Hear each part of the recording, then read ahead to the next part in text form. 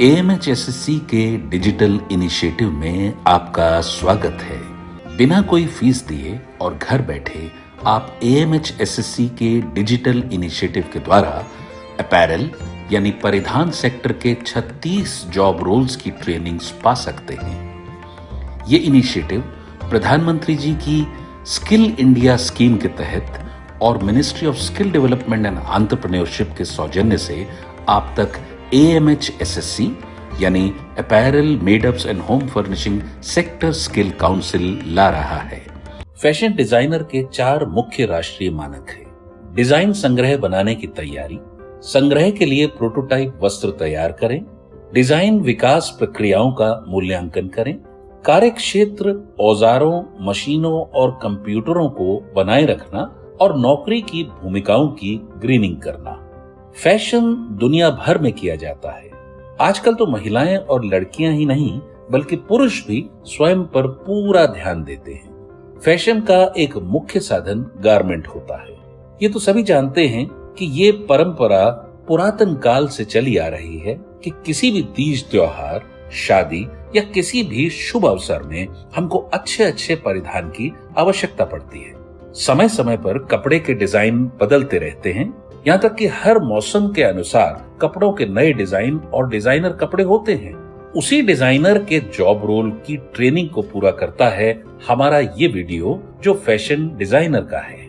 इसमें कई प्रक्रियाओं को पूरा करके एक गारमेंट को तैयार किया जाता है, जैसे कि स्केचिंग, ड्रेपिंग, पैटर्न मेकिंग और सबसे बाद में आती है कटिंग, जो हम आगे आने वाले वीडियो में देखेंगे कि किस प्रकार से हम एक गारमेंट को बनाते हैं। डिजाइन संग्रह बनाने की तैयारी। एक फैशन डिज़ाइनर जब भी किसी कलेक्शन की डिज़ाइनिंग शुरू करता है तो वो उससे पहले कुछ मार्केट सर्वेज और कुछ रिपोर्ट्स कंपाइल करता है। ये मार्केट सर्वेज जो हैं ये इसलिए किए जाते हैं ताकि किसी भी तरह का कोई डिज़ाइन, कोई फैब्रिक, कोई सिलॉट, कोई ट्रेंड जो कि पहले मार्केट में रहा है उसमें कौन सी ऐसी चीज़ें थी जिसके बारे में कस्टमर के कोई नेगेटिव रिव्यूज़ हैं या किसी तरह के कोई और इश्यूज़ आए हैं किसी रिटेलर को उन डिज़ाइंस के प्रोडक्ट को बेचने में। ये जो रिपोर्ट्स बनती हैं, इन रिपोर्ट्स में सभी तरह की डिटेल्स, फैब्रिक, कलर पैलेट और मार्केट रिव्यूज़ के ऊपर रिपोर्ट्स बनाई जाती हैं। डिज़ाइनर जितने भी फैशन शोज़ हो रहे हैं, जो भी फैशन मैगज़ीन्स हैं, फैशन फोरकास्ट हैं, सबका ध्यान रखते हैं ताकि उन्हें ये पता रहे कि अभी किसी पर्टिकुलर डिज़ाइन, किसी कलर कलेक्शंस, पैलेट्स, जो भी नए अपडेट्स हैं उससे वो अपडेटेड रहें। इसलिए उन्हें ये सारी चीज़ें फॉलो करते रहना होता है। बायर्स अपनी स्पेसिफिकेशंस एक स्पेसिफिकेशन शीट में डिज़ाइनर्स को देते हैं। उन स्पेसिफिकेशन शीट से डिज़ाइनर को पता चलता है कि बायर कौन से कलर्स चाहते हैं, कौन से सिलॉट्स उनको ज़रूरत है, किस सीज़न के लिए गारमेंट बनाया जा रहा है, कौन टारगेट ऑडियंस हैं, उसके अलावा कौन से कलर पैलेट्स उनको इस्तेमाल करने हैं। कलर पैलेट के लिए फैशन फोरकास्ट को यूज़ करते हैं डिज़ाइनर्स। वहाँ से उन्हें पता चलता है कि कौन से कलर्स अगले आने वाले सीजन्स में यूज़ किए जाएंगे। ऐसे ही जितने भी तरह के फैशन शोज़ होते हैं उनसे पता चलता है कि कौन से सिलॉट्स हैं, क्या उसमें नए एक्सपेरिमेंट्स एक डिज़ाइनर कर सकता है।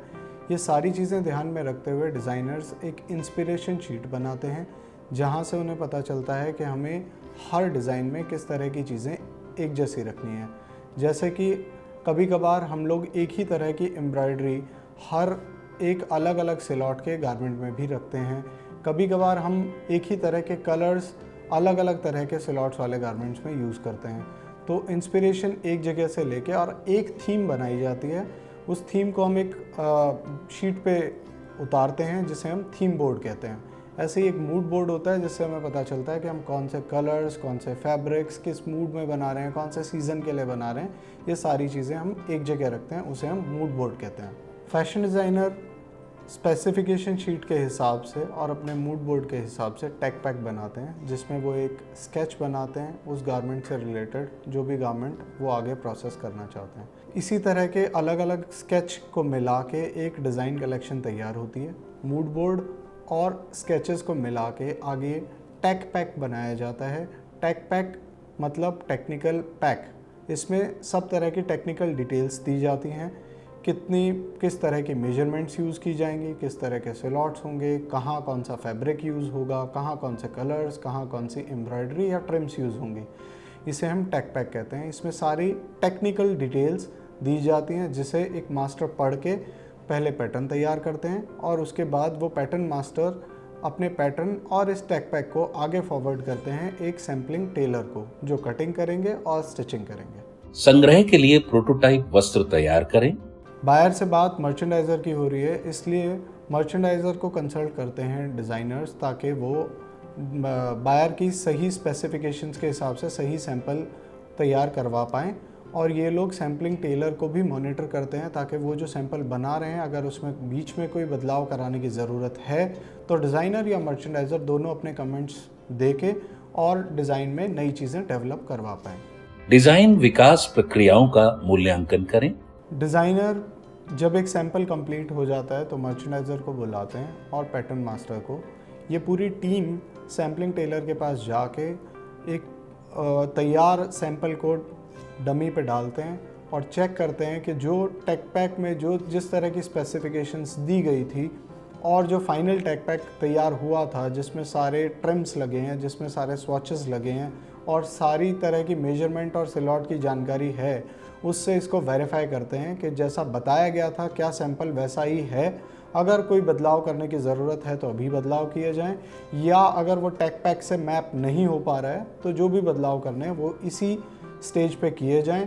मर्चेंडाइज़र और पैटर्न मास्टर भी अपने कमेंट्स यहीं देते हैं, क्योंकि पैटर्न मास्टर एक टेक्निकल हैसियत रखते हैं कंपनी में, तो उन्हें ये पता है कि कौन सी मेजरमेंट्स कहाँ से ठीक नहीं आ रही हैं, कहाँ से सैंपल का फ़्लो ठीक नहीं है।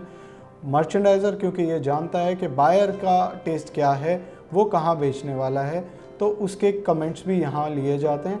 डिज़ाइनर ऑब्वियसली सारी चीज़ों को डिज़ाइन के प्रोस्पेक्टिव से देखते हैं कि कलर्स ठीक आ रहे हैं, शेड प्रॉपर आ रही है, फ्लो ठीक आ रहा है, सिलॉट्स ठीक से दिखाई दे रहे हैं। ये सारी चीज़ें डिज़ाइनर अपने लेवल पे चेक करते हैं। ये सारी चीज़ें जब दिखाई देता है कि टेक पैक और सैंपल दोनों आपस में ठीक से मैप हो पा रहे हैं, तब दोबारा टेक पैक में कमेंट्स और फाइनल डिटेल्स डाली जाती हैं, ताकि टेक पैक को फाइनल टच दिया जाए। इसके बाद टेक पैक, पैटर्न और सैंपल एक साथ पैक करके अप्रूवल के लिए बायर के पास भेज दिए जाते हैं।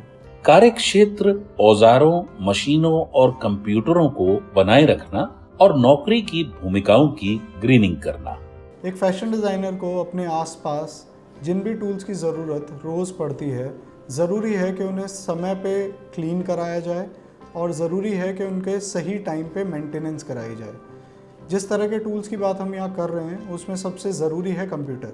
जब एक डिज़ाइनर कंप्यूटर पे दिन में 5 से 6 घंटे बिताता है तो उसकी मेंटेनेंस सही समय पे होना भी ज़रूरी है, और ज़रूरी है कि उस पर सही पोस्चर में बैठा जाए, तभी 5 से 6 घंटे कंप्यूटर के सामने गुजारे जा सकते हैं, वरना एफिशिएंसी पे असर पड़ेगा और एक दिन में जितने घंटे आप काम करना चाहते हैं आप उससे काफ़ी कम काम कर पाएंगे। इसलिए पोस्चर सही रहना बहुत ज़रूरी है। क्लीनिंग होना बहुत ज़रूरी है किसी भी इलेक्ट्रॉनिक या मैकेनिकल इक्विपमेंट की। मैकेनिकल इक्विपमेंट में एक डिज़ाइनर को भी ज़रूरत पड़ती है नॉचर, सीजर्स, ट्रिमर्स, इस तरह के टूल्स की।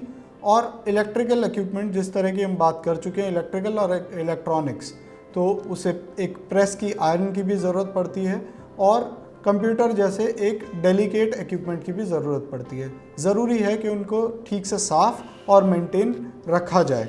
इसके अलावा अगर किसी भी तरह का हैज़ार्ड या किसी तरह का मेंटेनेंस इशू एक डिज़ाइनर को अपने आसपास अपने डिज़ाइनिंग रूम में दिखाई देता है, तो ज़रूरी है कि वो सही कंसर्न पर्सन को उसके बारे में टाइम रहते बताए, ताकि मेंटेनेंस या हैज़ार्ड के लिए अगर किसी और तरह की प्रॉब्लम सॉल्विंग टेक्निक्स की ज़रूरत है तो वो वहाँ यूज़ करके प्रॉब्लम्स को सॉल्व किया जाए। डिज़ाइनर क्योंकि एक सीनियर डेजिग्नेशन पे काम करने वाला इंसान है, उसे पता होना चाहिए कि हमारे आसपास जिन मटेरियल की, जिन कंज्यूमेबल्स की ज़रूरत बार बार पड़ती है, उनकी वेस्टेज कम से कम रखी जाए, और जो वेस्ट मटेरियल हमारे डेस्क से जनरेट हो रहा है उसे सही जगह पे डिस्पोज किया जाए। अदरवाइज़ वो हमारे आसपास के वर्किंग एरिया को डैमेज भी करेगा पॉल्यूट भी करेगा और ये हेल्थ सेफ्टी के ऊपर भी इसका बुरा असर पड़ेगा। आशा है आप सभी को ये जानकारी प्राप्त करके सहयोग मिला होगा आत्मनिर्भर बनने में। कौशल भारत, कुशल भारत।